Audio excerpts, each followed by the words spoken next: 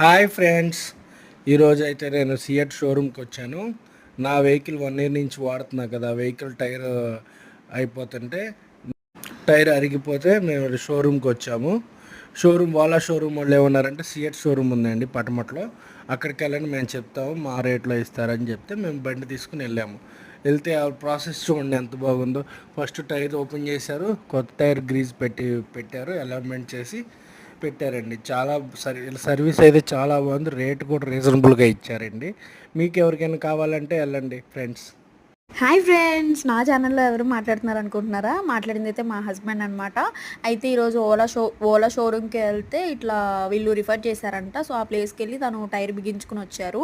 బండి ఫస్ట్ షేక్ వచ్చింది, 1 ఇయర్ అయింది కదా, సో అట్లా ప్రాబ్లం అయిందనమాట. సో షేక్ వచ్చింది, ఇంకా టైర్ అయితే మార్చారు.